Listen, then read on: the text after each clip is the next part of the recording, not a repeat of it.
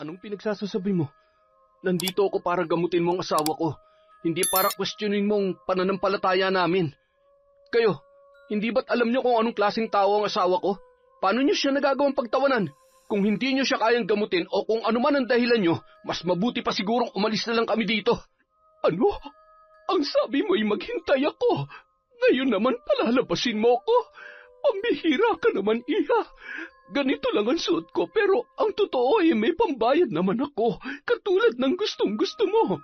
500, 1,000, kapalit ng kagalingan at sakit na muling ikakabit mo. Gusto mo bigyan kita ng 10,000? Aminin mo lamang sa kanila kung anong sikreto ang tinatago mo. Isa kang praning at manloloko. Kayo, matapos niyong makita ang ginawa niya, naniniwala pa ba kayo na alagad siya ng Diyos? Buisit! Mga buisit kayo! Ewan ko na lang kung hindi kayo mahirapan sa gagawin ko sa inyo. Lalo ka na, Sherlyn! Lalo ka na! Anong nangyayari sa akin? Aray! Ano po bang kailangan kong gawin para mapatawad niyo siya? Para matapos na po ang lahat ng ito? Alam ko pong malaki ang kasalanang nagawa niya pero naniniwala ho ako na kaya niya pa magbago. Ako na ho nakikiusap sa inyo. Taon 2010, Bicol. Bandang 8:00 ng gabi, pasuray-suray na naglalakad si Mang Tano pauwi sa kanilang bahay.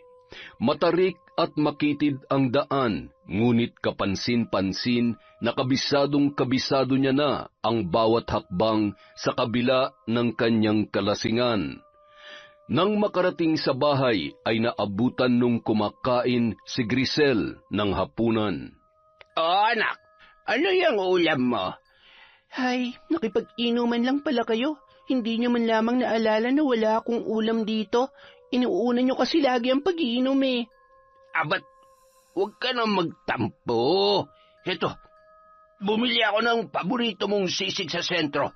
Masarap yan, mahinit-init pa. Buti naman at nagsaing ka na.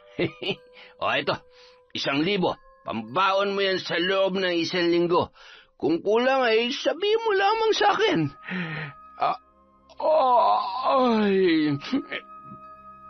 Siya, matutulog na ako't maaga ulit ang trabaho ko sa bukid bukas. Malawak na taniman ng gulay at pagkokopra ang pinagkakaabalahan ni Mang Tano. 7 taon pa lamang si Grisel nang mapangasawa niya ang nanay nito. Hindi nagtagal, binawian niyo ng buhay. Malakas ang kutob ni Mang Tano na dala yon ng sumpambalik dahil sa pambabarang. Hindi niya kasi mapigilan ang kanyang asawa. Mula nang pumanaw yon ay sila na lamang ni Grisel ang magkasama sa bahay na yon. Likas na mabait at responsableng tao si Mang Tano. Itinuring niya na parang tunay na anak si Grisel sa kabila ng kamalditahan nito. Hindi naman mawari ni Mang Tano kung bakit hindi man lamang minana ni Grisel ang kabaitan ng kanyang ina. Gayunpaman, nangako siya na aalagaan at hindi niya pababayaan ang dalaga hanggang sa magkaroon na rin yon ng sariling pamilya. Simpleng bahay na yari sa kahoy at tabla ang nagsisilbing dingding at sahig. Ang bubong naman ay yari sa pawid. Ganun pa man, dahil masipag at malawak ang lupang sakahan ni Mang Tano ay marami siyang ipon. Kaya naman, nasusunod ang layaw at sobra-sobra pa ang naibibigay niya sa dalaga. Hindi na nakapaghapunan si Mang Tano ng gabing yon.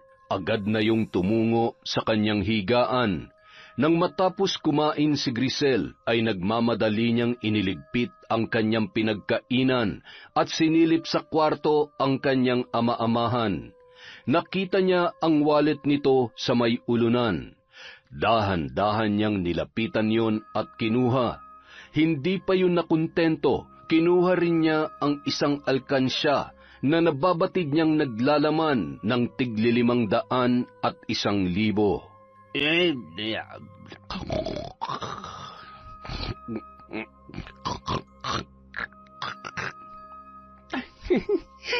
Tulog na tulog siya. Sorry, Tay. Ayaw ko mabulok sa bahay na to. Ang pangit-pangit at... Ay, basta, ayoko dito. Gusto ko ng mas magandang bahay. Matutuwa nito si Roldan. Susurpresahin ko siya. Bye-bye, Tay. Dali-dali niyang kinuha ang kanyang bag kung saan nakalagay na ang kanyang mga nakahandang gamit. Ilang buwan na rin kasi niyang pinag-ipunan at pinaghandaan ang kanyang pag-alis. Matapos isaklay ang isang may katamtamang laking bag, ay binitbit niya ang isa pang may kaluma ang bag kung saan nakalagay ang ilang mahalagang gamit na naiwan sa kanya ng kanyang ina. May isang aklat na iniwan yon na matagal niya na ring pinag-aaralan. Itinigil niya yon dahil hindi sang-ayon si Mang Tano sa pambabarang. Dala ang flashlight. Lakad takbong tinungo ni Grisel ang daan papunta sa may kalsada na may mangilan-ngilan lamang na dumadaang tricycle.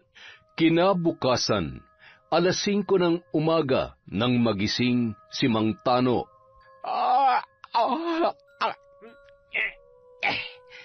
Ay, salamat sa Diyos sa panibagong araw. Ay, makapagkape na nga. Bakit nandito sa saig itong pitaka ko? O ba't nasaan ang laman nito? Grisel! Anak! Grisel! Nasaan ka? Nanlaki ang mga mata ng matanda at halos matumba sa kinatatayuan nang makita na wala doon ang ilang mga gamit ng dalaga. Wala sa ayos ang mga lagayan ng damit at gulo-gulo ang ilang gamit. Hindi maaari. Paano niya ako nagawang layasan at pagnakawan? Ay, Diyos ko, batang to. Mapapahamak lamang siya sa ginagawa niya.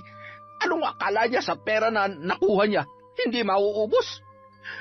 Ay, patawarin ka nawa ng Diyos sa ginawa mong ito. Pero baka nga kailangan mo nang matuto sa buhay, anak. Ay, naku po, buti na lamang at may naitabi pa akong pera sa bulsa ko. Teka, baka pati yung... Nang bumalik yun sa kanyang silid-tulugan, ay nakita niya na wala na rin sa kanyang pinaglalagyan ang kanyang alkansya. Sinasabi ko na nga ba eh. Ay, ang pera'y pansamantala at hindi mo namamalayang nauubos na. Sana lamang ay may matakbuhan ka kapag nangailangan ka. Minahal kita na parang tunay kong anak.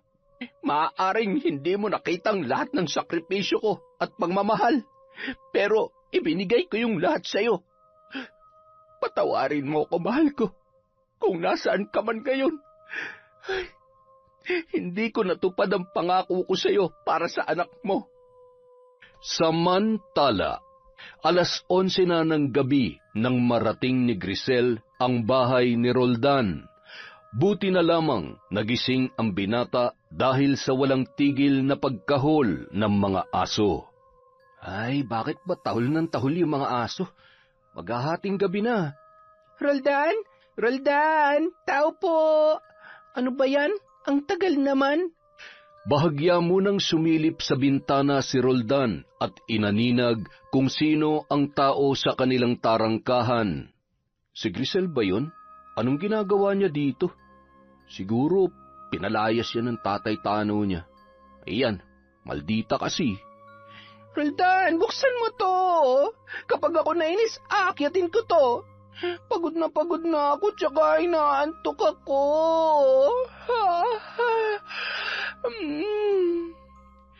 Agad namang lumabas ang binata at nagmamadaling binuksan ang kanilang gate. Ano ba kasing ginagawa mo dito? Sigaw ka pa ng sigaw. Natutulog na mga kapitbahay. Gusto mo yatang mabulyawan eh. Halika, tuloy ka. Ako bubulyawan nila? Nako, subukan lang nila. Babarangin ko sila. Tsaka, kasalanan ko ba kung bakit mabagal ka? Ay, lumayas na ako sa amin kaya mula ngayon, dito na ako titira sa bahay mo, ha? Ano? Bakit? Anong bakit? Ayaw mo ba? Ayaw mo ba nun? Magkasama na tayo sa isang bubong. May kausap ka at hindi ka nag-iisa sa malaking bahay na to. Grisel, hindi pwede. Ihanap na lang kita ng ibang mauupahan. Masyado pa maaga para magsama tayong dalawa. At saka, hindi kita responsibilidad. Hindi mo naman ako boyfriend eh. Paano kapag nalaman sa school natin? Bakit magsusumbong ka ba? Para kang ewan. Sige na. Tutulong naman ako sa mga gastusin dito sa bahay mo eh. Hindi naman siguro babangon sa hukay ang nanay at tatay mo kung dito na ako titira, di ba? Tsaka, magkaibigan naman tayo ah. Kaya dapat tulungan mo ako. Huwag ka pating mag-alala. Heto, tingnan mo. Marami akong pera. At ito pa oh. Saan galing yan? Ikaw ninakaw mo ba yan sa tatay mo? Nako, delikado yung ginagawa mo. Baka mamaya madamay pa ako. Paano kung ipakulong ka niya? Hindi hindi niya gagawin yon. Magtiwala ka lang sa akin. Tsaka, malay niya ba naman nandito ako. Hindi mag-aaksaya ng oras yun na hanapin ako. Basta, kung sakali man labas ako sa kalokohan mong yan Ay, mali naman kasi ang ginagawa mo eh.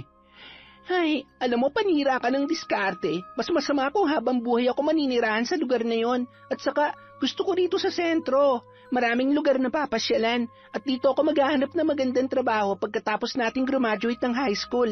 1 buwan na lang, tapos nang nakakapagod na araw-araw na pagpasok sa eskwela. Palibasa, tamad ka mag-aral. Sayang, kung hindi ka lumaya, sigurado makakapag-aral ka pa ng college. Kaya naman ng tatay mo yun eh. Ayaw ko na nga mag-aral eh. Ang kailangan ko, trabaho, para makabili na ako ng mga bagay na gusto ko. Saan ba ako pwedeng matulog? Bukas na lang tayo mag-usap. Inaantok na talaga ako eh. Uy, sandali lang. Saan ka ba pupunta? Kwarto ko yan. Bala ka dyan. Ang lawak naman ng higaan mo eh. Diyan ka, dito ko. Huwag kang madamot. Upakang kita dyan eh. Ay, mukhang araw-araw masusubok ang pasensya ko nito Bahala na nga. Napakaganda naman ng problema kong to. Parang anghel kapag tulog. Pero kapag gising naman, ay naku. Kinabukasan. Grisel, gumising ka na. Bah, linisin mo yung kabilang kwarto. Hindi ako nakatulog kagabi sa sobrang likot mo matulog. Ano, ako may-ari ng bahay na to tapos ako mag-a-adjust sa'yo? Kung ayaw mong... Ang ingay mo naman. Natutulog pang tao eh. Ay, nagugutom na ako. Baka naman gusto mo muna akong ipaghain ng almusal bago mo ako pagalitan at utusan. Kapag hindi ka sumunod sa gusto ko, mapipilitan akong ibalibag sa labas ang mga gamit mo o i-report ka sa barangay. Ay, nakakainis ka naman. Oo na, babangon at maglilinis na. Tulungan mo ako Sige na, babayaran kita, promise. Saksakan ka talaga ng katamaran. Oo na. Halos kalahating araw nilang nilinis ang kabilang kwarto. Pagkatapos ay nag-abot naman siya ng pera sa kaibigan niyang si Roldan. Magkasama silang namalengke at namili ng kung ano-ano pa. Bilisan mo, ang init kaya. Ay, nakakapikon ka talaga. Ginawa mo pa akong tagabitbit ng mga to. Ang bigat kaya. Huwag ka na nga magreklamo, malapit naman na tayo. Kuya, sasakay po. Grabe, nakakapagod talaga.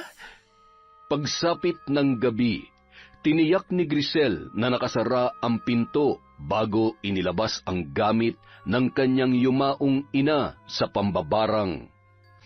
Tama bang nasa isip ko? Kasi kung hindi ko gagawin to, baka kung ano pang gawin nun. Pwedeng puntahan niya ako sa school o di kaya ipakulong niya ako. Hindi pwede yon. Bago ka pa man makagawa ng masama laban sa akin, uunahan na kita. Inilatag ng dalaga ang isang itim na tela sa sahig at ipinatong ang mga kagamitan ng kanyang ina. Sinindihan ang isang kulay itim na kandila na hugis tao. Nakangisi pa si Grisel habang tinititigan ang isang bagay na hinulma na hugis tao. Bakas sa manikang yon ang kalumaan dahil sa kulay at ilang mga lumang karayom na nakatusok dito. Dahan-dahan niya pang tinanggal ang mga karayom habang tila nag-iisip kung ano ang nais niyang gawin sa kanyang bibiktimahin. Siguro ito na ang huling beses na magagamit ko ang mga to. Ayaw ko namang tuluyang maging mambabarang talaga. Baka pumangit at magkasakit pa ako. Gagawin ko lang to para malaya na ako sa nakaraan ko. Ayaw ko nang bumalik sa liblib na lugar na yon. Ay, ang ganda kaya ng bahay at magiging buhay ko dito sa sentro. Ano nga yung dapat kong basahin? Ito yon. Tama, ito nga. Nang simulang basahin ni Grisel ang mga nakasulat sa isang pahina, ay lalong naglagablab ang kandila. Kasabay noon ay ang pag-init ng kanyang pakiramdam at pagtulo ng butil-butil na pawis. Ramdam niya ang kakaibang enerhiya na nasa loob ng kanyang katawan. Maya-maya ibinubulong niya na sa manikang yon ang sumpa na ikinabit niya para kay Mang Tano. Mula sa gabing ito, manghihina ang isip at buong katawan mo. Makakalimutan mo ako at higit sa lahat, hindi ko hahayaang maihakbang mo pa ang mga paa mo. Oh, kawawa ka naman. Pero bakit naman kita kaaawaan? Hindi naman ikaw ang tunay kong ama. Pasalamat ka nga, mabait pa rin ako eh. Kaya huwag mong guguluhin ang buhay ko rito dahil sisiguruhin ko na hindi mo magugustuhan ang gagawin ko sa'yo. Makalipas ang 3 araw, Mang Tano, ayos lang ho ba kayo? Ay magpahinga po muna kayo. Ay, ayos lamang ako. Kaya ko naman. Medyo nahihilo lamang ako. Ay, ewan ko ba. Parang 3 araw na yatang wala sa wisyo ang katawan ko. Hindi ko malaman kung bakit. Baka ho hanggang ngayon ay iniisip at nag-aalala pa rin kayo kay Grisel. Ay, hindi naman mawala sa akin ang pag-aalala tungkol sa kanya. Pero kapag naaalala kong ginawa niya ay medyo nakakadismaya lang. Kung kinakailangan ko siyang tiisin, ay yun na lamang ang gagawin ko. Salbahe po talaga yung batang yun. Nako, kung alam niyo lang kung paano kami kutsain nun kapag inuutusan yung mag-abot ng sahod sa amin. Hindi lamang po namin masabi sa inyo dahil kayo po ang iniisip namin. Alam kasi namin kung gaano nyo kamahal si Grisel. Napakaswerte niya ho sana. Pero ganun po talaga siguro. Hindi lahat ng ginawa natin ng kabutihan ay magiging mabuti rin sa atin. Kadalasan, sila pa itong mga abusado. Ay, sinabi mo pa. Ay, teka nga lamang at...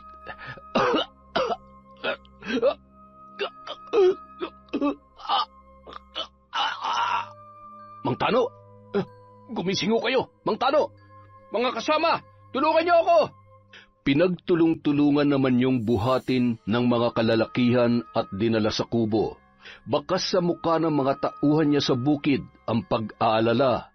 Si Mang Tano kasi ang nagbibigay trabaho at nahihingian nila ng tulong kapag sila ay nagigipit. Maraming natutulungan ang matanda, kaya naman marami ang nagmamalasakit sa kanya.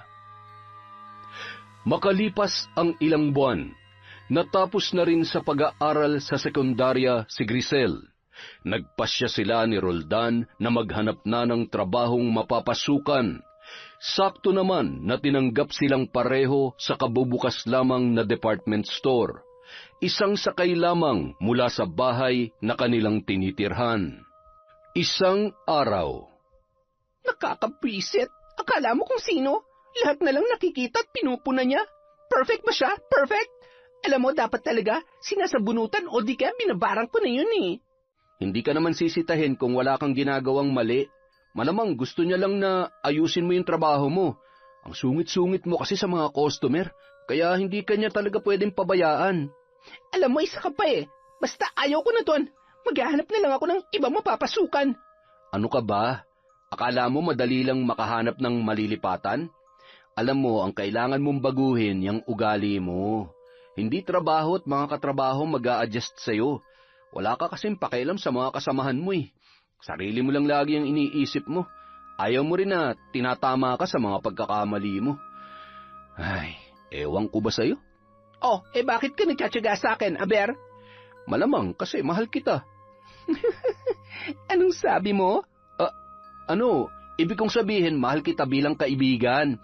Sus, sinungaling. Ang sabihin mo, mahal mo talaga ako. Hay, sige na, tama ka na. Pero hindi ako mangangako na kaya ko pa magtagal sa trabaho natin. At konting-konti na lang, babarangin ko ng supervisor natin na yon. pikon na ako sa kanya. Pagpasensyahan mo na lang. Kailangan natin ng trabaho. Nakakapagod naman kasi magtrabaho eh. Lagi na lang ngalay tong binti ko. Tapos, hindi na magkataasan ng sweldo. Paano kaya tayo yayaman, no?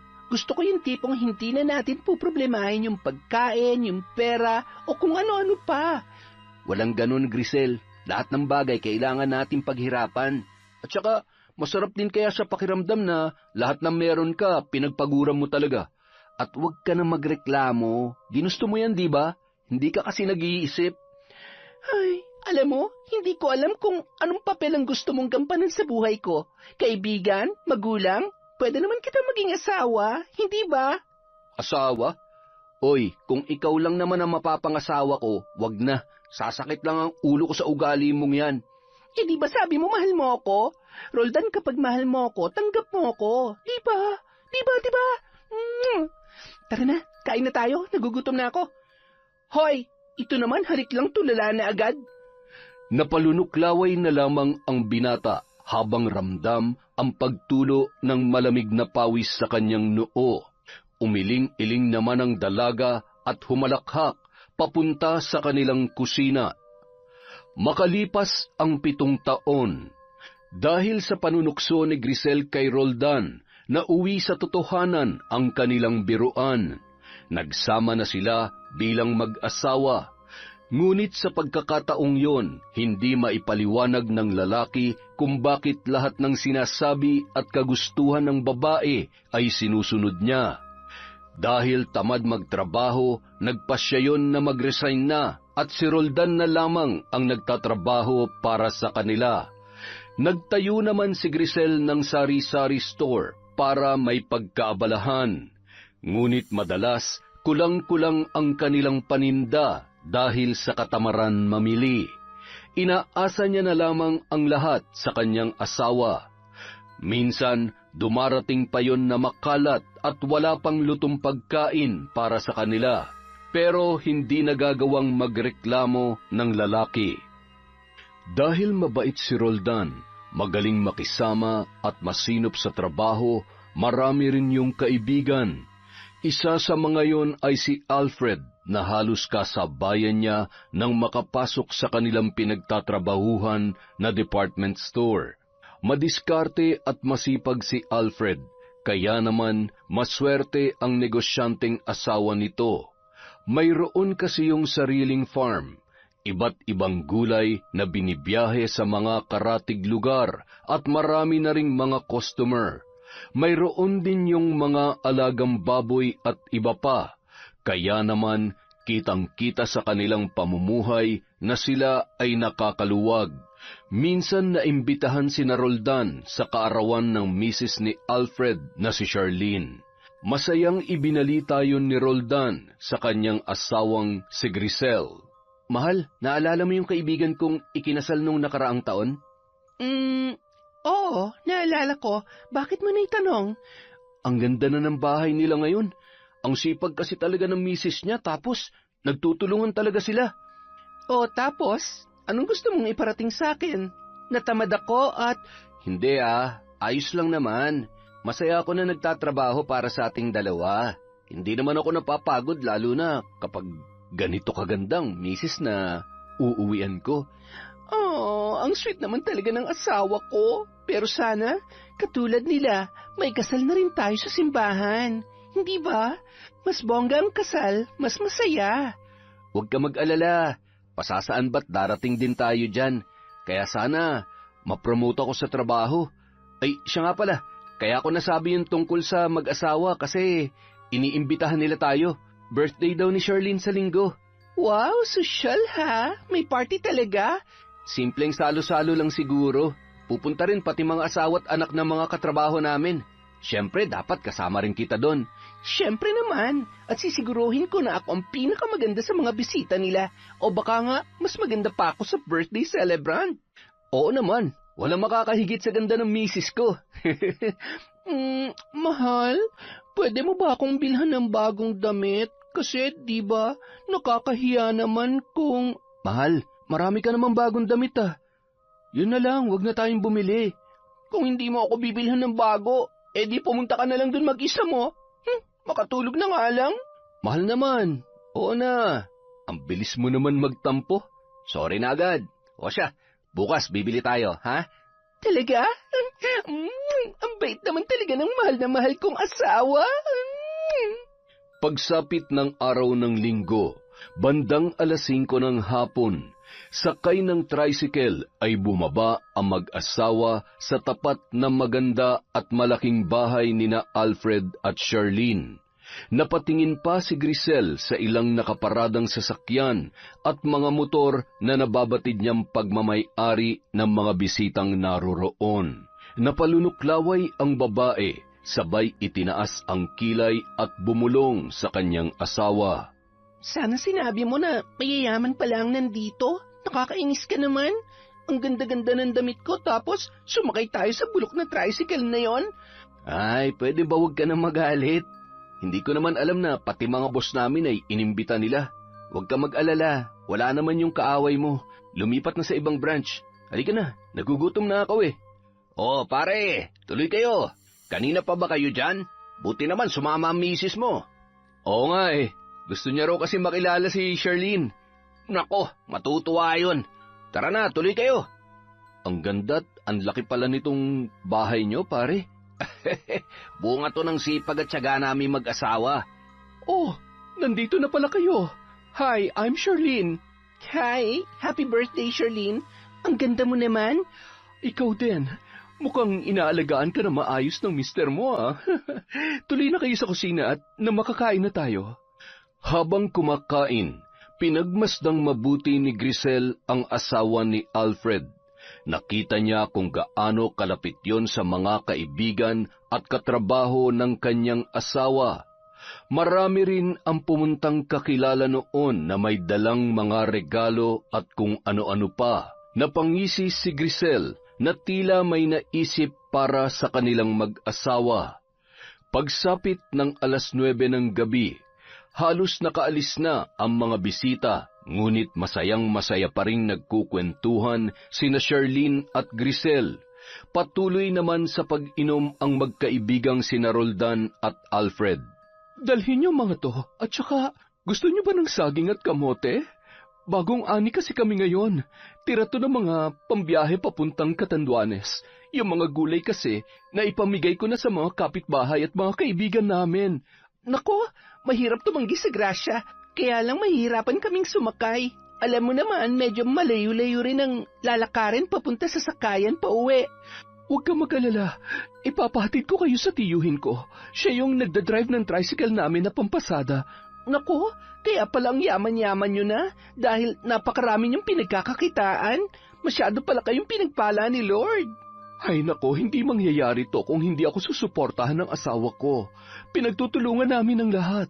Gusto kasi namin masiguro ang lahat bago kami magkaanak. Sa hirap ng buhay ngayon, kailangan maging masipag at madiskarte tayo. Ay, tama ka dyan. O siya, salamat sa mga to ha. Paano, uuwi na kami at may pasok pa mga asawa natin bukas? Oo nga eh, bumalik ka ulit at marami pa tayong pagkukwentuhan.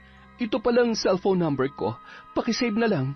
Para kasi kung pupunta ka, pwede mo akong sabihan. Baka kasi nasa farm ako o nag-aasikaso na negosyo namin. Mas maganda kung Sabado o Linggo dahil madalas nandito lang ako sa bahay. Babe, uuwi na sila. Pakisabi naman kay Chong, ihatid sila sa bahay nila kasi gabi na. Baka mahirapan pa silang sumakay at marami silang bitbit. Agad namang tumayo at lumabas ng bahay si Alfred. Kinausap ang tiyuhin ng kanyang misis. Nako, mukhang namalengke hata ang misis ko sa kusina niyo ah. Ay nako, wag mong intindihin yan.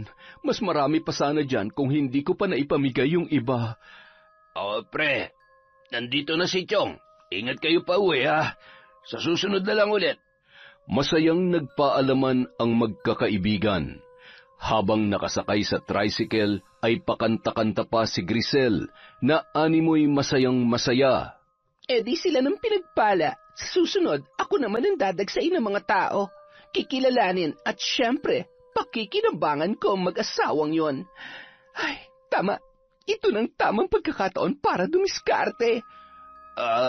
Ayos ka lang ba, mahal? Oo naman, mahal. Mabuti na lang talaga't sinama mo ako doon. Buti at nagkasundo naman kayo ni Charlene. Oo naman, aliw na aliw nga siya sa akin eh. Alam mo, feeling ko, pwede kami maging mag-best friend. Ikaw, magiging best friend ni Charlene? Mahal ah, ano na naman yung pumapasok sa isip mo? Umayos ka nga, mababait yung mga yon. Oh, bakit? Wala naman akong gagawing masama ah. Di mo ba narinig yung sinabi ko? Gusto kong maging mag-best friend kami. Parang kayo ng asawa niya. Hindi ba posible yon? Ay nako, kilala kita. Alam ko kung paano tumakbo yung utak mo. Manahimik ka nga dyan. Baka mamaya marinig ka ng tiyuhin ni Charlene. Pahamak din yung pagiging... Ay, ewan ko sa'yo. Matulog ka na lang kaya muna. Yan, hindi yung sinesermonan mo ako. Huwag kang susuka, tatamaan ka sa akin. Bandang 10:30 na nang sila ay makarating sa kanilang bahay. Malugod naman silang nagpasalamat sa tiyuhin ni Charlene at agad na rin yung umalis.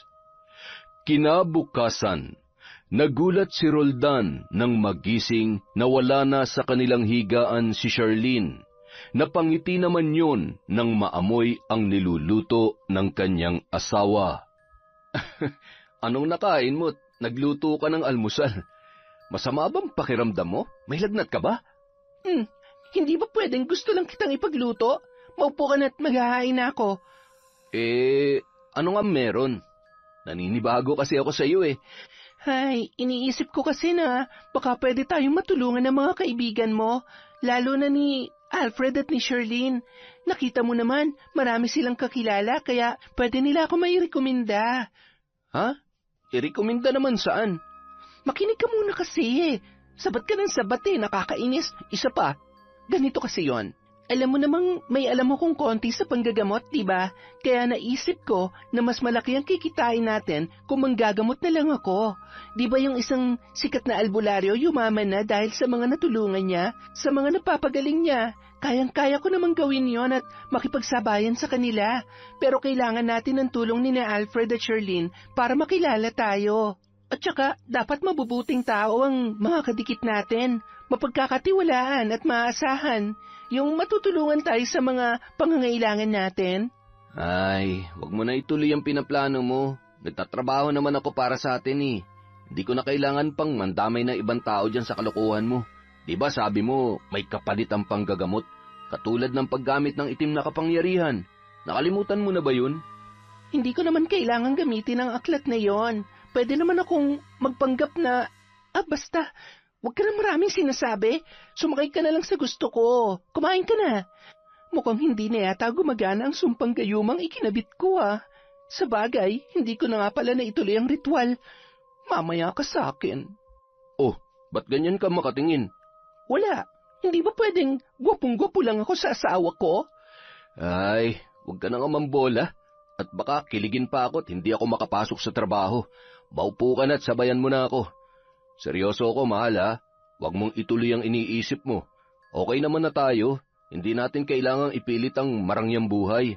Ang kailangan natin, marangal na pamumuhay. At saka, sinusubukan ko naman ibigay ang mga gusto mo. Hindi ba? Nagkibit balikat na lamang si Grisel habang naghahain ng kanilang kakainin. Pagkaalis ni Roldan, agad niyang tinungo ang isang silid upang ipagpatuloy ang ritual na kanyang sinimulan upang mamanipula ang kanyang asawa. Tagaktak ang kanyang pawis at hinipan ang kandila na kulay puti. Tuloy ang plano. Ito na ang simula ng magandang buhay. At syempre, maraming makakakilala at magmamahal sa akin. Bakit naman kailangan pa magpakahirap kung may madaling paraan naman para umasenso?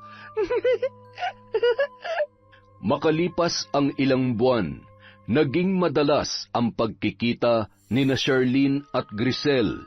Madalas siyang nasa bahay ng mga yon hanggang sa nakilala niya na rin ang ilang mga kaibigan at customer ng babae.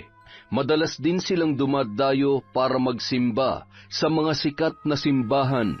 Nagpakilala yon bilang malapit sa Diyos at napaka-relihiyosa. Samantala, ang asawa niyang si Roldan muling naging sunod-sunuran sa kanyang mga kagustuhan. Mahal, bukas kailangan mong sabihin sa kanila na kailangan nilang ating suporta, ha? Na tayo'y tinawag ng Diyos para maging alagad at magbigay kagalingan sa mga tao. Marami tayong matutulungan na tao, lalo na sa ngayon na marami nagkakasakit dito sa lugar natin. Makalipas ang ilang araw, Babe, kailangan daw ng tulong natin ng mag-asawang Roldan at Grisel. Tinatawag daw sila ng Diyos para manggamot. Anong ibig mong sabihin? At saka, kailan pa? Nung nakaraan lang ay magkakasama tayo, wala naman silang nabanggit tungkol dyan. Sa bagay, maka-Diyos din kasi si Grisel. Masyado siyang taimtim kung magdasal at mukhang mabuti nga ang kalooban niya. Kaya nga siguro agad ko rin siyang nakasundo. Paano naman tayo makakatulong? Magpapagawa raw sila ng kubo sa may bahay lang nila. Doon daw isasagawa ang panggagamot. Sige, tulungan natin sila. Willing bang tumulong yung ibang mga kaibigan natin? Yung mga tropa mo? Oo naman, mahal. Sa linggo yon, pupunta ba tayo? Oo naman, kaibigan natin sila at makakatulong naman sila sa mga tao kaya dapat lang na tulungan din natin sila. Para rin hindi na tayo dumayo pa kay Lola Lourdes kapag kailangan nating magpaalbularyo. Ano kaya ang pwede nating dalhin sa kanila? Siguro mga lulutuin. Magdala rin tayo ng bigas at mamili tayo. Ay, wala naman talaga makakatalo sa kabaitan at pagiging matulungin ng asawa ko. Alam mo kasi, mahal, mas maraming taong natutulungan, mas maraming biyaya rin ang matatanggap natin pabalik. Pagdating ng araw ng linggo, abala ang mga kalalakihan sa paggawa ng may kalakihang kubo.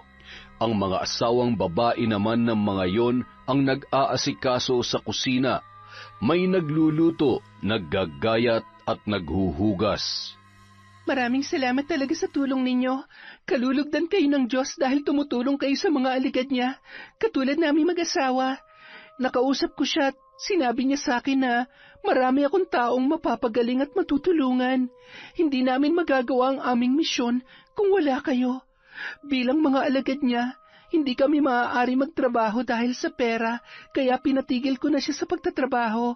Tanging biyaya na lamang na ipagkakaloob ng Diyos ang tatanggapin namin sa pamamagitan ng mga donasyon mula sa mga tao. Huwag kayong mag-alala. Regular kami magpapadala ng bigas at kung ano pang maitutulong namin sa inyo. Magsabi lamang kayo sa amin. Nako, maraming salamat talaga. Hindi ko alam kung paano masusuklian ang kabaitan at pagtulong mo sa amin, pero sinisiguro ko na mas lalo kayong uulanin ng biyaya. Bandang 7:00 na ng gabi nang makauwi ang mga pumunta para matapos ang kubo. Magsisimula na kasing manggamot si Grisel tuwing araw ng Martes at Biyernes. Makalipas ang halos mahigit 1 buwan ng panggagamot, matunog na ang pangalan ng mag-asawang albularyo dahil sa mga pasalin-saling kwento na nakakapagpagaling nga ang mga yon. Suportado sila ng mga asawa ng kaibigan ni Roldan. May kanya-kanya silang araw ng pagtulong sa pag-asikaso ng pagkain sa tuwing nanggagamot si Grisel. Inaasikaso rin nila ang mga dumadayong pasyente. Halos mapuno ang altar ng mag-asawa ng iba't ibang mga dinadalang pagkain, prutas at bigas mula sa mga nagpapagamot. May ginawa rin silang lalagyan ng perang donasyon na yari sa kahoy. Mula araw ng Martes at Biyernes, ginawa na nilang araw-araw ang gamutan dahil nanghihinayang si Grisel sa pera at kung ano-ano pa. Masayang-masaya ang babae sa mga natatanggap nila at malaki rin ang pera na kanilang kinikita, lalo na kapag may mga galante na nagpapagamot. 6:00 ng gabi, ang mag-asawa na lamang ang naiwan sa kubo. Bit-bit ni Roldan ang mga kaya niyang dalhin sa loob ng kanilang bahay. Wala yung imik na binabalik-balikan ang iba pa. Agad namang binuksan ni Grisel ang lalagyan ng pera. Wow, ang dami nating pera! Kapag sinuswerte ka nga naman, bakit ba kasi ngayon ko lamang naisip to? Sana nun pa ako nakaipon. Ay, sa wakas, may papagawa na namin ang bahay na to. Mas malaki at mas maganda kesa sa bahay ni Charlene. Bakit kaya hindi siya pumupunta nitong nakaraan? Siguro abala sa mga negosyo niya. Sarap talaga ng buhay na to. Pinagsisilbihan kami ng mga uto-uto. Mahal, meron pa dito oh. Bilisan mo para makapaghapunan na tayo. Isang araw, pumunta si Charlene para magdala ng bigas. Hindi niya inaasahan ang kanyang nadatnan nung mga oras na yon. Nakakabwisit. Wala na nga maibigay kahit 20, tapos napakabaho at napakarumi pa. Nakakadiri. Nasaan na ba kasi yung mayayaman nating pasyente? Kahapon pa ganitong kita natin. At bakit wala rin pumupunta para tumulong? Siguro, napagod lang ang mga yon. May mga buhay at pamilya rin silang dapat asikasuhin, kaya hayaan mo na. Kaya naman natin tong ituloy ng tayo lang. Magandang araw, Roldan. Grisel? Mukhang mainit yata ang ulo mo. Ay, Charlene! Pasensya na. Nainis lang ako sa pumunta kanina. Medyo makulit at bastos eh. Basta, kalimutan na lang natin yun at nakakasira ng araw. Kanina ka pa ba dito? Kararating ko lang. Heto ang bigas at nagdala rin ako ng isang tray ng itlog. Nako, maraming salamat. Salamat sa pagpunta, friend, ha? Mukhang wala yatang tao ngayon, ha? Baka mamayang hapon pa magsidatingan. Nahihirapan na nga kami eh. Alam mo, nalulungkot ang Diyos sa mga taong sa umpisa lamang tumutulong sa kapwa at hindi na nakakaalala sa Kanya. Nalulungkot nga ako dahil hindi na rin nagpupuntahan yung mga kaibigan natin na tumulong nung nakaraang linggo. Oo, mga abala rin siguro. Pasukan na kasi ng mga bata kaya maraming ginagawa ang mga yon. Pero may mas mahalaga pa ba sa paglilingkod sa mga alagad ng Diyos? Nangako sila magsisilbi sa amin, kaya dapat ay nariyan sila hanggang sa huli. Hindi ba? Alam mo, dapat nga magpasalamat pa sila dahil marami kaming nasi-share na biyaya sa kanila. Hindi ko sila pinagdadamutan pero parang nakalimutan na nilang obligasyon nila na suportahan kami mag-asawa. Ay nako, patawarin sana sila ng Diyos. Hindi naman maipaliwanag ni Charlene kung anong dapat niyang maramdaman nung mga oras na yon. Kaya naman, mahinahon na lamang siyang sumagot. Hayaan mo na, Grisel. Ang pagtulong ay sadyang ganyan. Walang hinihinging kapalit. Magpasalamat na lamang tayo sa mahaba-haba ring panahon na iginugol nila dito. Siguradong may malalim na rason ang mga yon. Hindi naman sa nakakalimot sila pero kapag may mga anak na, syempre, bilang magulang, uunahin nila yung mga bata. Pag nakaluwag-luwag sila ng oras, siguradong pupunta sila ulit dito. Nako, hindi nila alam na ang pagtalikod sa pananampalataya sa mga katulad namin ay isang kasalanan. Kaya kinakailangan nila magbalik loob sa pagsisilbi sa amin dahil pwede magdulot ng kamalasan yun sa buhay. Grisel, hindi gugustuhin ng Diyos na may mapahamak na kahit na sino man. Hindi ganun ang pagkakakilala ko sa Kanya. Mapagpatawad ang Diyos at hindi tumitingin sa kakulangan o maging sa laki ng kasalanan. Ang paghahangad ng sakit at kaparusahan, maging kamalasan para sa iba, ay hindi makadiyos na... Sinasabi mo bang iba yung Diyos na sinasamba ko? Huwag mo sanang masamain yung sinabi ko. Ay, minsan ka na nga lang makapunta rito, ganyan ka pa. Kung katulad ka lang din nila, mabuti pang umalis ka na lang at huwag ka na rin bumalik. Pare-pareho lang kayong mabababaw ang pananampalataya. Hindi mo kami pwedeng husgahan ng dahil lang dyan. Sinusuportahan namin kayo mag-asawa sa abot ng aming makakaya. Kaya huwag mong questionin ang... Pasensya na. Charlene, mabuti pa siguro. Iwan mo na lang muna kami. Pasensya na rin. Ayaw ko naman magkaroon tayo ng samaan ng loob ng dahil lamang dito. Baka hindi lang tayo nagkakaintindihan sa ngayon. Babalik na lamang ako. Agad nang tumalikod si Charlene. Mabigat pa rin ang loob niya dahil sa ugaling ipinakita ni Grisel. Talagang babalik ka rito para magpagamot. Ibabalik kong tiwala mo at pananampalataya mo sa kakayahan ko. Mahal, bakit mo naman sinabi yun? Nagmukha ka tuloy... Ano? Masamang tao? Ano ngayon? Bago pa ba yun sa'yo?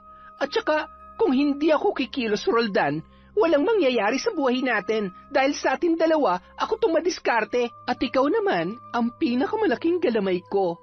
Kaya sumunod ka na lang sa akin. Ha? Hinawakan ni Grisel ang muka ng kanyang asawa, pagkatapos bumulong yon ng mga salita. Ilang segundo lamang, walang imik na naman ang lalaki, sabay kinuha ang dala ni Charlene na bigas at itlog. Yan, hindi yun nakikisawsaw ka pa talaga. Uy, may mga paparating. Salamat naman at mukhang maraming pera to. Roldan, mahal, pumunta ka na dito at may pasyente tayo. Salubungin mo sila. Ihanda ko lang itong mga gamit ko. Marami-rami rin ang nagpagamot nung araw na yun. Kapag may kaya at malaki ang maibibigay, ay masaya at agad na inaasikaso ng mag-asawa. Kung mahirap at sa tingin nila ay maswerte na kung makakapag-abot ng 20 pesos, sinusungitan yon ng babae. Bandang 5:00, agad na silang nagpahinga at isinara na ang kanilang tarangkahan. Nung mga oras na yun, agad nang binilang ni Grisel ang perang kinita nila nung araw na yun. Pakanta-kanta pa papasok sa kanilang bahay. Tumuloy yon sa kanilang kwarto at inilagay ang pera sa isang aparador kung saan nila itinatago ang kanilang mga naiipon. Samantala, nadatnan ni Alfred si Charlene na malungkot na nakaupo sa kanilang sala. Babe, okay ka lang ba? Medyo hindi eh. Bakit? Masama bang pakiramdam mo? Wala naman akong sakit. Medyo hindi lang kami nagkaintindihan kanina ni Grisel. Ewan ko ba, mahal? Ayaw ko naman na husgahan ang ginagawa nila pero parang pakiramdam ko masyado na silang nasisilaw sa pera na nakukuha nila. Nagpatuloy yun sa pagkukwento sa mga nangyari. Alam mo ba, babe? Ibang-iba siya kanina sa Grisel na nakilala ko. Hindi ko na tuloy alam kung alin ba ang totoo. Yung pinakita niya sa atin nung una o yung nakita ko kanina. Huwag mo na lang masyadong isipin yun. Konsensya naman nila kung sakaling niloloko nila yung mga tao. At kung hindi nila na-appreciate yung ginagawa natin para sa kanila, lalo na yung mga kaibigan natin na nagpapabalik-balik doon para suportahan sila, nasa kanila na yun. Siguradong may nakita rin silang dahilan kung bakit hindi na sila bumalik doon. Basta, huwag ka namang problema. Mabuti pa maghapunan na tayo. Ayaw kong nai-stress ang napakaganda kong misis eh. Samantala, pagkatapos maghapunan ng mag-asawang Roldan at Grisel, kaya naman nagmadali na yun tumungo sa kanilang kwarto. Agad namang nakatulog ang lalaki, kaya naman agad-agad nang bumangon si Grisel at tumungo sa kabilang kwarto. Dala niya ron ang isang album kung saan naroon ang mga larawan ng bago niyang kaibigan nang minsang mamasyal at magsimba sila ng magkakasama. Tingnan na lang natin kung hindi kayo gumapang pabalik sa akin. Napakatalino ko talaga. Kayo pa mismo mag-asawa magpapabalik sa mga unti-unti nang nagdududa sa akin. Hindi naman sana kailangan umabot sa ganito, Charlene eh. Kaya lang, hindi ko talaga nagustuhan ang ginawa mo kanina. Pakiramdam ko magiging sagabal ka pa sa pagyaman namin mag-asawa. Kaya itong nararapat sa'yo. Panghihina ng katawan, katulad ng mahina mong paniniwala sa aking kakayahan. At sa bawat oras na iisipin mo na peke ako, ang katumbas ay 3 sugat at bukol sa katawan mo na sa paglipas ng panahon ay magiging lungga ng iba't ibang insekto. Ay nako, Charlene. At kayo naman, kailangan niyong bumalik sa pagtulong at pagtitiwala sa aming mag-asawa para ipakita sa babae na yon na malaking pagkakamali ang pagdudahan niyang panggagamot ko. Kinabukasan, paggising ni Charlene ay naramdaman niya na ang pamimigat ng kanyang katawan. Napahawak pa yun sa kanyang ulo dahil sa sobrang kirot. Agad naman siyang uminom ng gamot at bumalik sa kanyang higaan. Oh, Sobrang sakit ba talaga ng ulo mo?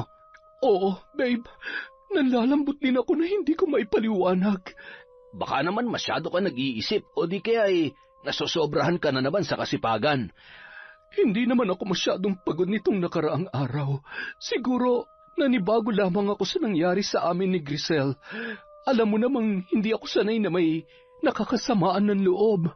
Ewan ko ba pero nag-iba talagang pakiramdam at tingin ko sa kanya. Pakiramdam ko may sinisikreto sila sa atin. Aray, ang sakit, may mahapdi at makirot sa likod ko. Babe, pakitingin nga. Pinapakaba mo naman ako masyado, baby. Sandali nga. Ano to? Bakit may mga bukol at sugat ang likod mo? Naku, hindi ko masabi kung magiging pigsaba yan o ang laki naman. Imposible. Wala naman yun kahapon at nakahiga nga ako ng maayos kanina, diba? Ano ba nangyayari sa akin? Pinaparusahan na ba ako ng Diyos dahil sa mga nasabi ko kay Grisel? Mahal, baka mali yung ginawa ko sa kanya. Babe, hindi mangyayari yan. Mabuti pa, patingnan mo muna sa doktor at pagkatapos ay tsaka tayo magpaalbularyo. Alam mo, kung totoong nakakapagpagaling si Grisel, magagamot ka niya. Doon natin mapapatunayan kung gaano siya kagaling at totoo. Hindi na lang muna ako papasok sa trabaho. Kailangan kitang samahan, ha? Sigurado ka ba, babe? Salamat, ha? Hindi ko nga yata kayang lumakad na mag-isa. Aray, bakit ba nangyayari sa akin to? Mag-iingat ka.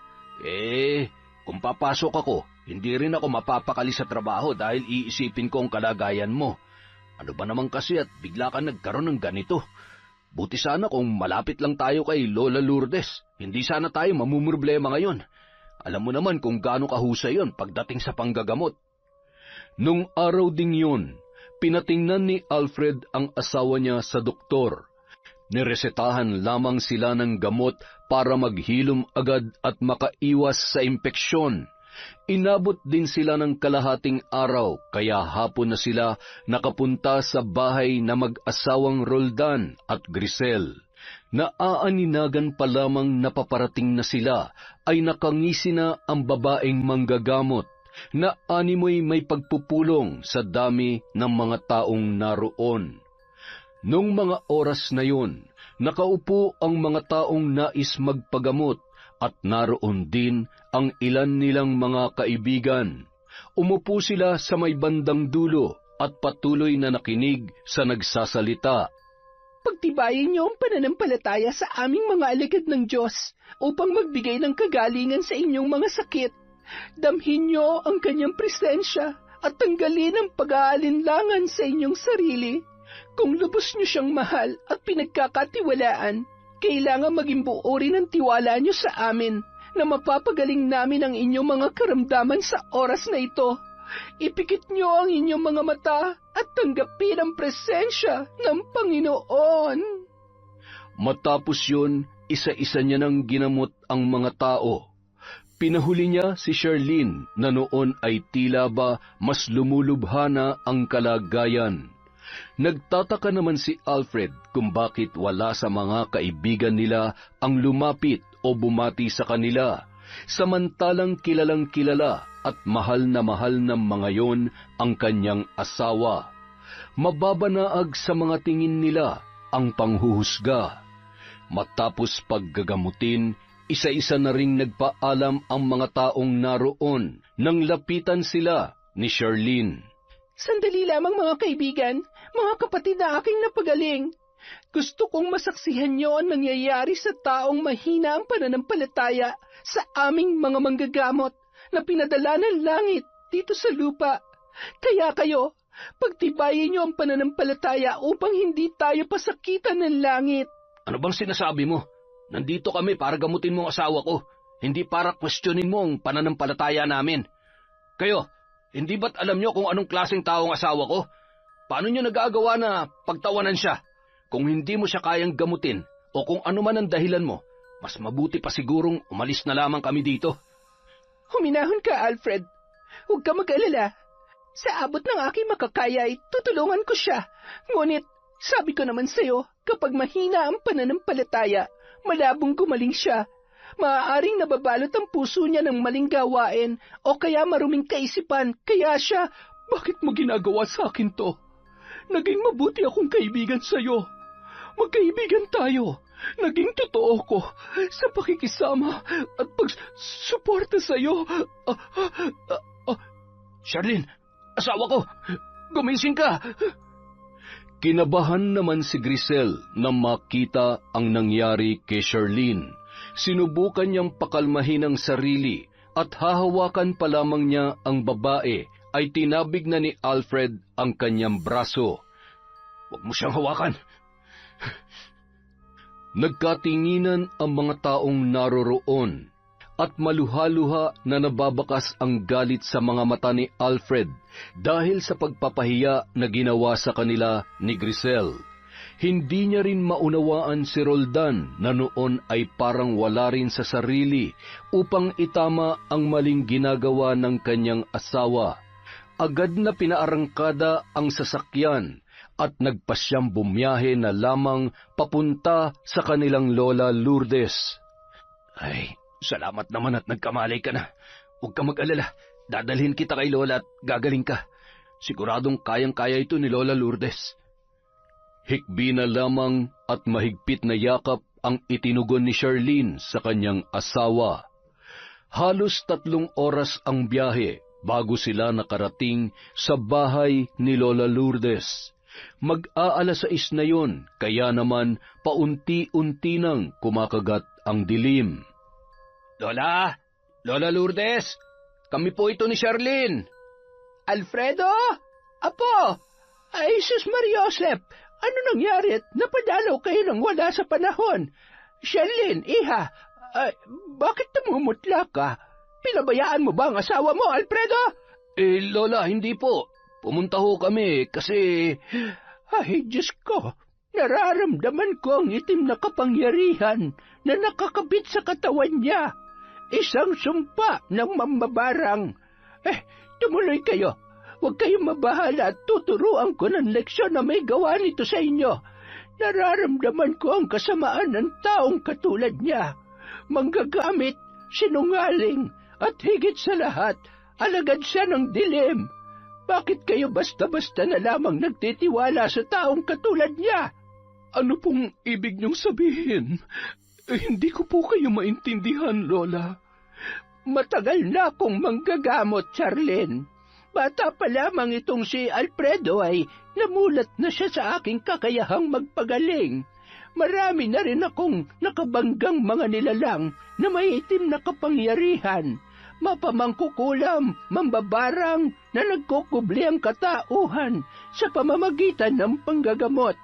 Kasamaan na itinatago sa pamamagitan ng pagkukunwari.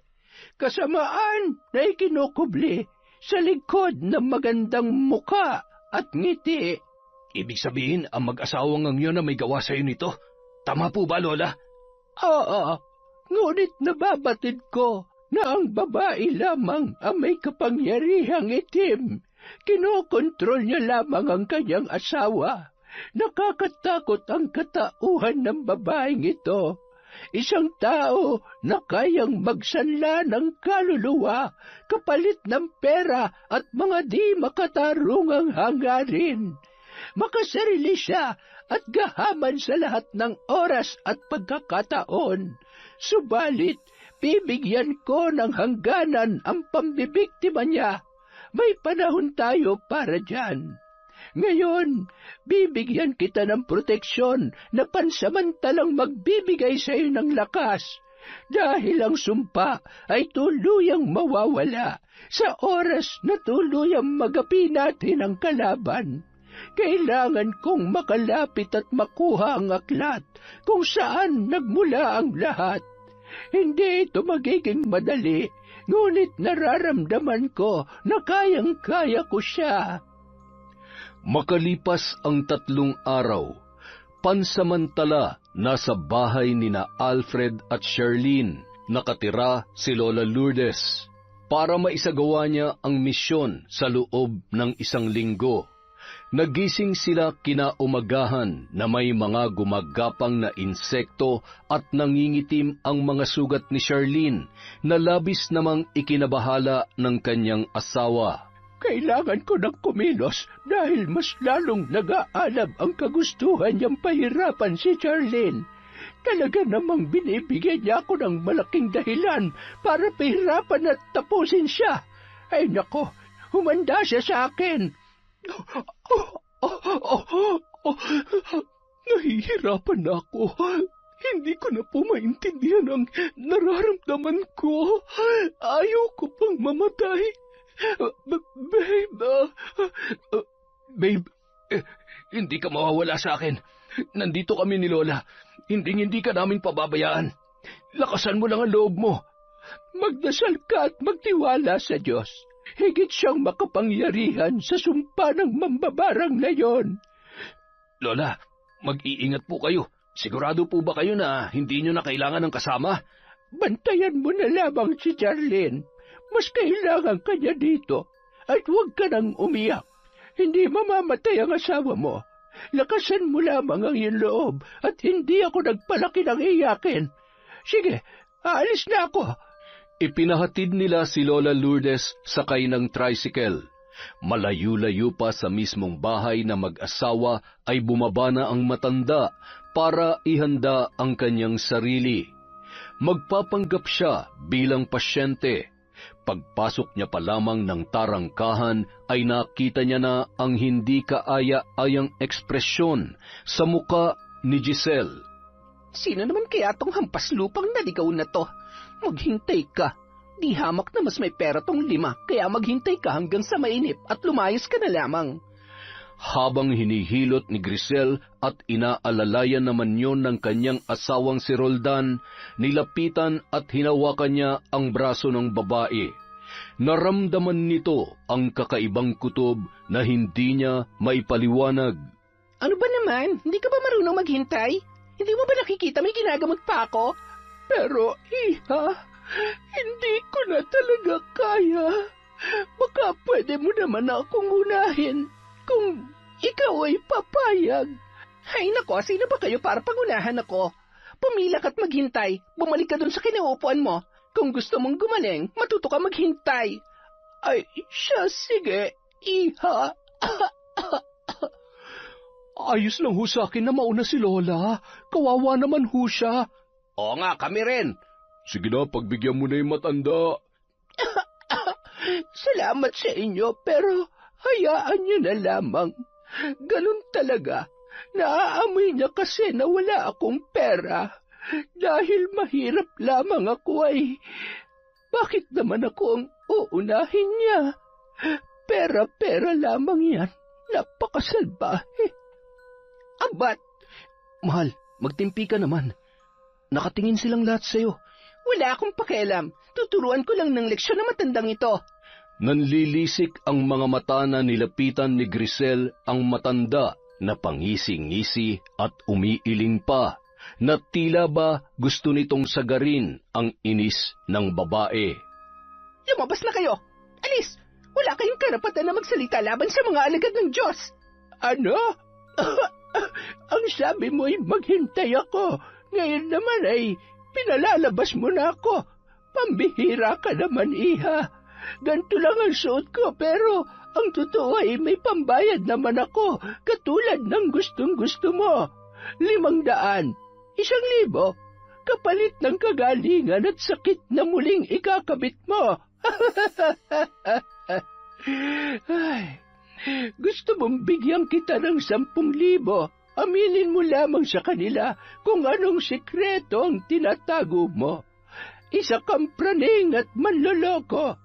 Kayo, matapos niyong makita ang ginawa niya, naniniwala pa ba kayo na alagad siya ng Diyos? Hindi niyo ba napapansin? Hindi na kayo maubusan ng sakit, kaya nagpapabalik-balik lang kayo dito. Kagagawan niyang lahat ng sakit na yan dahil isa siyang... Sinungaling ka! Lumayas ka na! Kung ayaw mong kalagkarin kita palabas! Ano ba? Bitawan niyo ako! Grabe naman ho kayo. Hindi na kayo naawa kay nanay. Mukhang Inalalayan ng mga naroon ang matanda hanggang makalabas yon sa tarangkahan. Isa-isa namang nagsitayuan ang mga naroroon pang pasyente at nadismaya sa kanilang nasaksihan. Teka, saan kayo pupunta? Bumalik kayo! Sandali lang! Grisel, ito ang tatandaan mo. Hindi maghahari ang kasamaan dito sa mundo. Sisiguruhin ko na pagsisisihan mo ang lahat ng ito. Tumungo pa ang babae sa may tarangkahan at nagsalita. Sino ka para takutin ako, ha? Tanda? Hindi mo alam kung anong kaya kong gawin. Sinira mo ang imahe ko sa harap ng mga... Iminulat ko lamang ang mga mata nila sa katotohanan. Walang mali sa ginawa ko. Dahil yun naman talaga ang totoo. Pineperahan mo lamang sila at isa kang peke. Isa pa, kahit bata ka pa at matanda na ako, pasensya ka na, iha. Hindi ako natatakot sa pagpapanggap ng taong katulad mo. Patuloy sa paghalakhak at naglakad papalayo at tumungo na kung saan naghihintay ang driver ng tricycle na tiyuhin ni Charlene. Hayop na matanda! Nakakainis siya! Tama na yan, babe. Makalipas ang 1 linggo, wala ni isang nagpapagamot sa mag-asawa. Kumalat na ang balita tungkol sa kanya. Madalas nakasara ang pinto at nagtatago sa mga opisyal ng barangay. May mga iilan kasing mga taga roon na nag-report tungkol sa kanyang ginawa. Daig pa natin na nakakulong sa bahay na to. Ikaw kasi, bakit mo ba ginawa yun? Bakit pati ako pinaglaruan mo? Pati ako nasira sa mga kaibigan ko. Ang tigas naman kasi ng ulo mo eh. Tumigil ka na nga. Nag-iisip ako ng paraan para maayos natin ang lahat ng to. Kaya huwag ka maingay dahil gulong-gulo pa rin ang isip ko. Ano? Nag-iisip ka na naman kung paano manggagancho? Grisel, tumigil ka na. Gusto mo bang tuloy ang mapahamak sa ginagawa mo? Pwede bang iwan mo muna ako? Gumawa ka ng paraan para makalabas at bumili ng makakain. Nagugutom na ako. Wala nang nagawa pa si Roldan, kundi sundin ang utos ng kanyang asawa.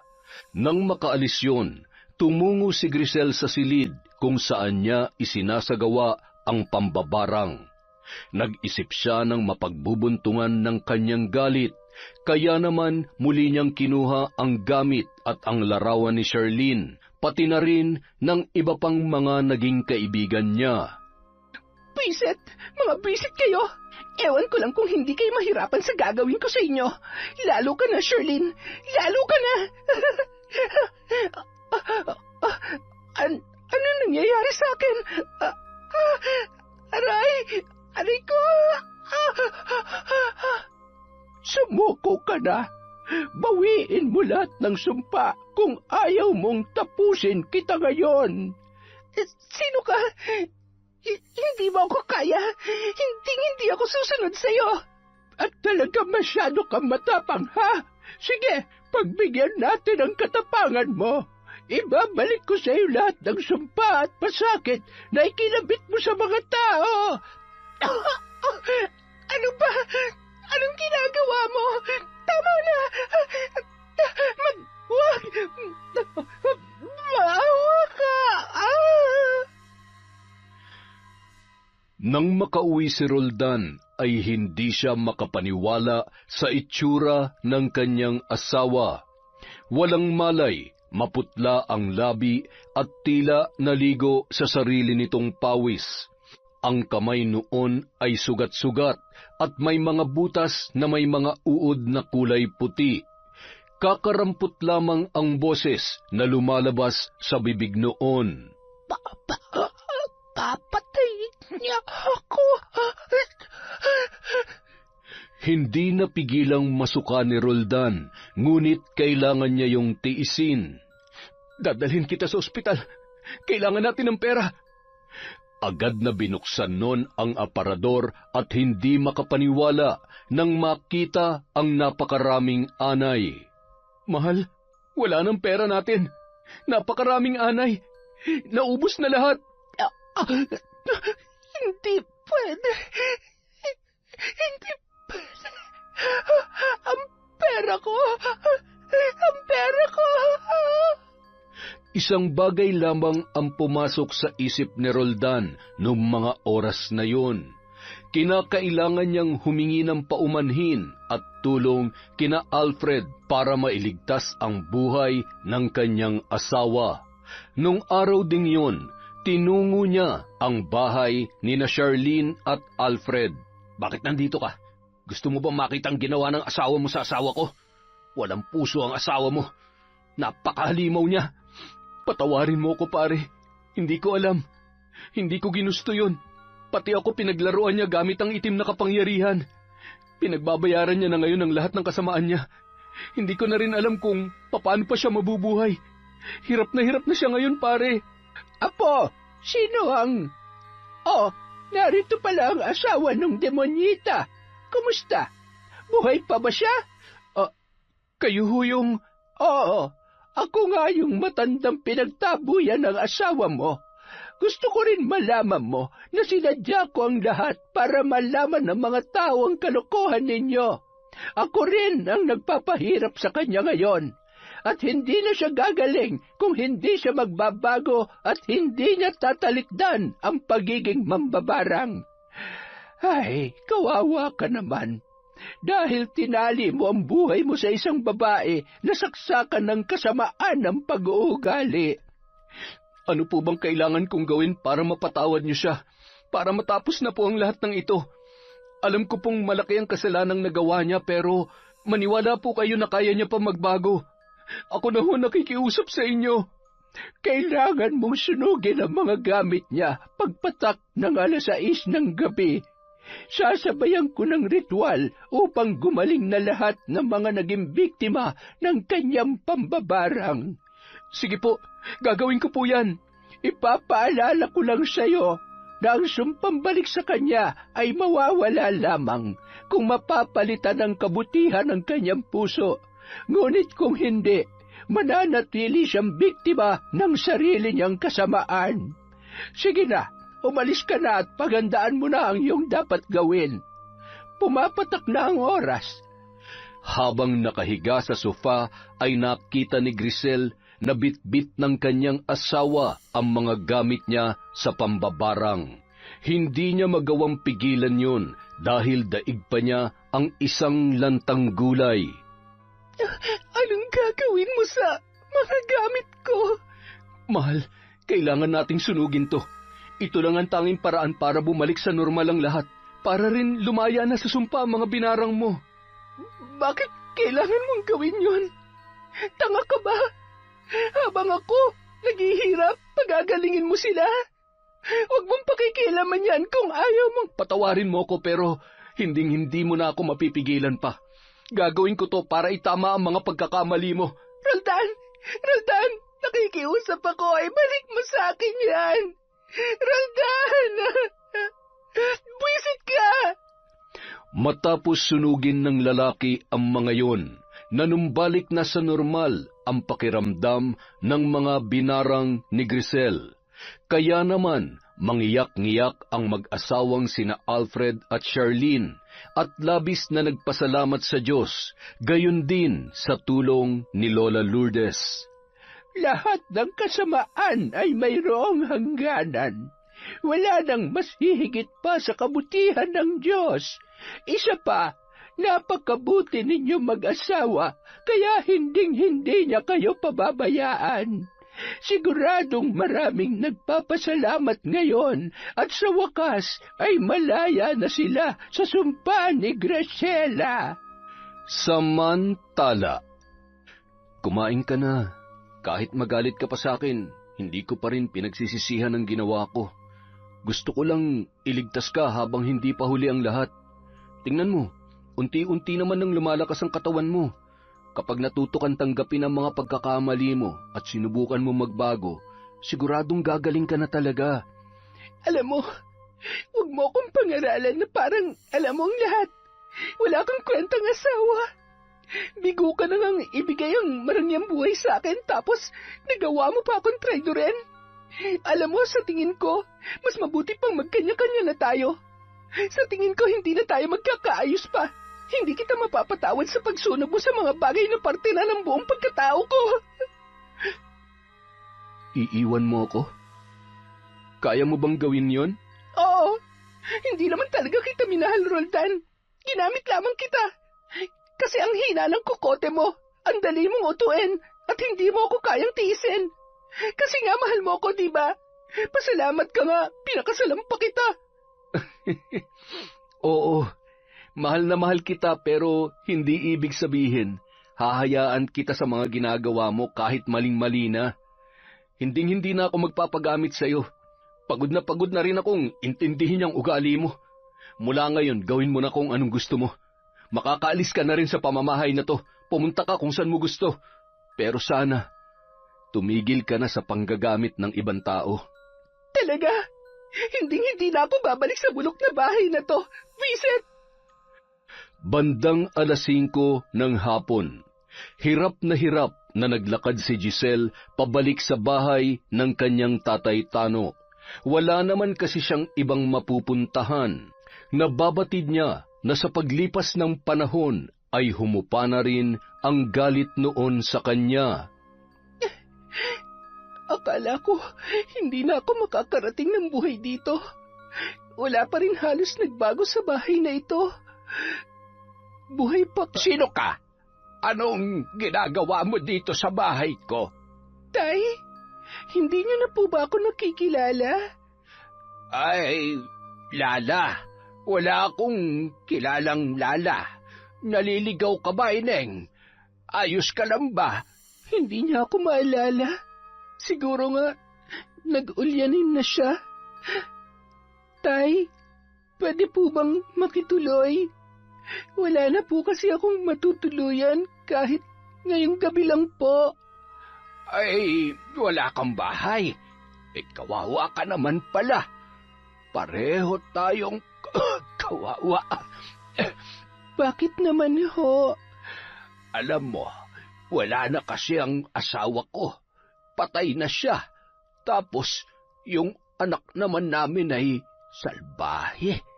Iniiwan ako at pinagnakawan pa. Ay, sana ay masaya at sana rin ay nasa mabuti siyang kalagayan ngayon. Ako dahil mag-isa lamang sa buhay at hirap na magtrabaho, inaalalayan na lamang ako ng mga kaibigan at mababait kong kakilala. Sila nagbibigay sa akin ng pagkain at nag-aalaga kapag may sakit ako. Ay, teka, tumuloy ka at baka mapahamak ka pa kung saan ka pupunta. Tingnan mo kung may pagkain pa dyan sa mesa. Araw-araw ay parang piyesta dito sa dami ng mga nagdadala sa akin ng pagkain. Mabuti pa po kayo. Maraming nagmamahal sa inyo. Alam mo, lahat ng kabutihan na nagawa natin, ibabalik yan sa atin. Hindi nga lamang lahat, pero karamihan marunong pa rin namang makaalala. Mga taong hindi nakakalimot sa mga simpleng bagay na nagawa natin para sa kanila. Kaya, alam mo, kahit mag-isa ako dito, hindi ako gaanong nalulungkot. Pero may mga pagkakataon na mas masaya siguro kung kami ng anak kong si Grisel ay magkasama pa. Kaya lang, hindi niya ako minahal katulad ng pagmamahal ko sa kanya. Sa bagay, siguro mas pinili niyang hanapin ang totoo niyang ama kaysa makasama ko. Hindi ko naman kasi siya totoong anak eh. Paano ho kung bumalik siya? Tatanggapin niyo pa po ba siya? Si Grisel? Oo naman. Alam mo, araw-araw, nagdarasal ako na sana'y nasa mabuti siyang kalagayan, na sana'y bumalik pa siya. Gusto ko lang naman mahanap niya ang sarili niya at mahanap ang daan pabalik dito. Hindi naman dahil nagkasala siya kalilimutan ko ng pangako ko sa kanyang ina. Hindi tama ang ginawa niya, kaya sana sa mga oras na ito, natuto na siya. Sabi nga ng iba, ibang magturo ng leksyon ang realidad ng buhay. Napakabait niyo naman po. Kalimutan niyo na ho siya. Baka nga ho, wala na siyang mukhang maihaharap pa sa inyo. Gusto niyo po bang ako na lang ang mag-alaga sa inyo? Isipin niyo na lang ho na ako ang nawawala niyong anak, na ako si Grisel. Ah? Talaga? Patingin nga ako ining ng mukha mo. Aba, ay kahawing mo nga siya pero magkaiba kayo ng ugali. Ay, ang sama-sama ko pala talaga. Siguro, kapag namatay ako, wala man lamang iiyak para sa akin. Si Tatay Tano lang talagang totoong nagmamahal sa akin, pero nagawa ko pa siyang... Ay, bakit ba ganito ang nararamdaman ko? Nakukonsensya na ba ako? Hindi bagay sa akin. Baka bigla akong tubuan ng pakpak at lumipad papuntang impyerno. Araw-araw kapag may taong dumarating para maghatid ng pagkain sa kanila, ay nagtatago si Grisel.